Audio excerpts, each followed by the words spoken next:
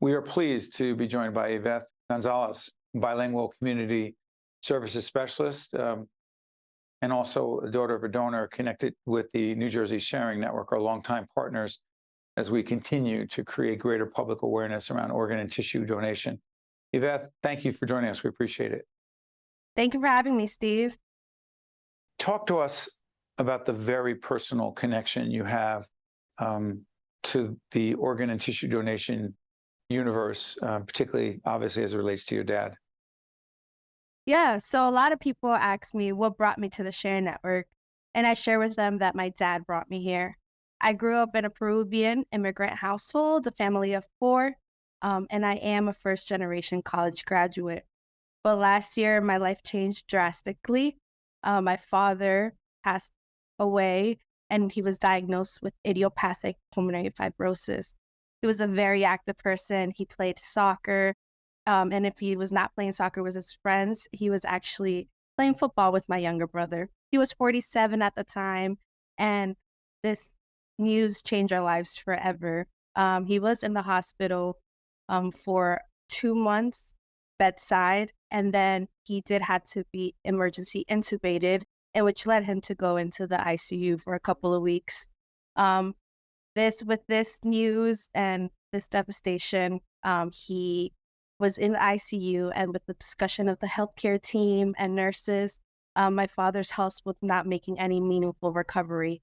And through this, this is where New Jersey Sharing Network came into our lives. They brought hope and light at the darkest time. They gave us an opportunity to give the gift of life through organ and tissue donation. And automatically for us, it was yes. My father was a selfless person. He would give the shirt off his back to anyone, and he became an organ donor. And through kidney donation, he was able to save 2 lives. And like I truly say, it's something painfully beautiful. Painful because I lost my father, but beautiful because he was able to save 2 lives and bring light and hope into their lives.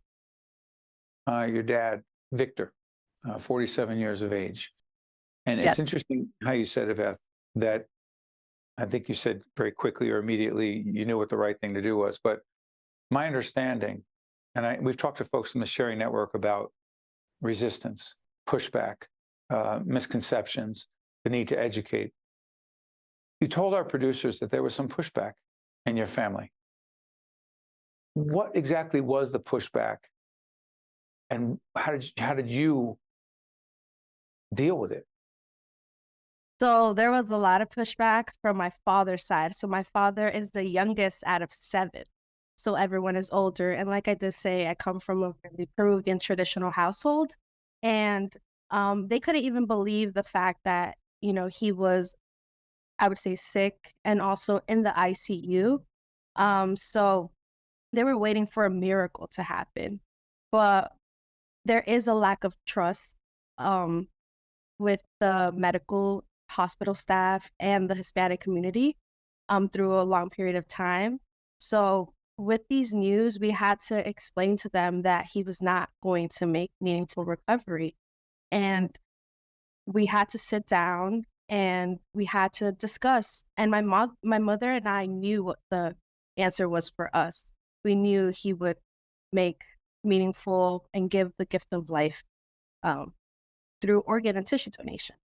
Did you think that's what your dad would have wanted? Yes, I truly believe he was a very selfless person and a given person. A lot of people knew him for his big contagious smile, and he would always give and help people the best way he could. Yeah. And if I have this quote wrong, please help me. But I believe you told our producers that some of your dad's family members wanted him to go to heaven whole. No, that is correct. How did you respond to that? I had to respond in a way that I had to simplify everything. I had to make sure that they understood what this gift of life that my dad, gave. I had to simplify everything into terms that they understood. And especially, this is even the topic of death isn't really discussed in the Hispanic communities. So even the fact that he was in the hospital on a ventilator, it was just not processing. But we had to sit down and just simplify the term. How did you connect with the Sharing Network to start working there? So actually, because of the meaningful impact they had in my life during the literally darkest time, the New Jersey Sharing Network staff, they were there for my mom, my younger brother, and I that last day. And they were there to even walk us to our cars. And that literally stuck with me. And that's what brought me to the Sharing Network. And I actually graduated with my master's degree in public administration from Rutgers Newark. And because of that, it stuck with me. I wanted to do something to help people and make a change and educate. And that's what brought me to the Sharing Network. And I saw a job opening and applied. Beth, let me put you on the spot here. So one of the things we've learned about organ and tissue donation is that different communities, whether it's religious, ethnic, cultural, there's a combination of issues that people either push back on or need to be educated about what organ and tissue donation really is versus what the misconceptions are. Dare I impose upon you to send a message to the Hispanic community in Spanish that resonates with them, and then you can tell us after what exactly you said, please. Por favor, regístrense para ser donante de órganos y tejidos en nuestra página web. Pueden salvar muchas vidas. Un donante de órganos puede salvar 8 vidas y mejorar la vida de 75 personas o más.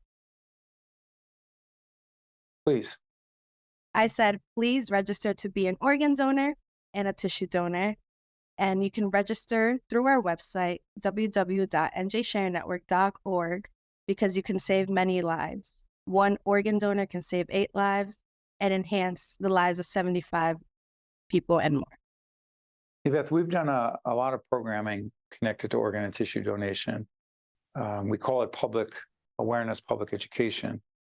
But in reality, it's really people like you who, through a horrific, unimaginable tragedy, a loss of your father, Victor, at 47 years of age, choose not only to work at the Sharing Network, but to come on the air and to share and to educate and to break down barriers.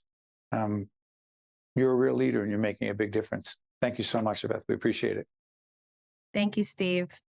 You got it. Stay with us. We'll be right back. State of Affairs with Steve Adubato is a production of the Caucus Educational Corporation.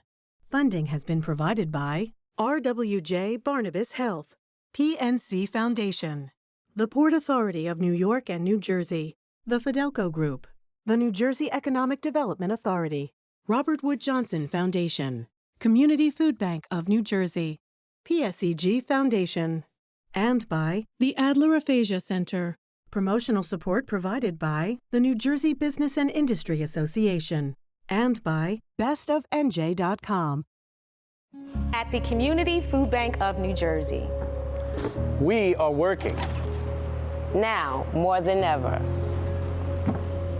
To fill the emptiness caused by hunger. We are the state's largest anti-hunger organization. And together with our 800+ community partners, we are committed to delivering food, help, and hope to our hundreds and thousands of neighbors in need.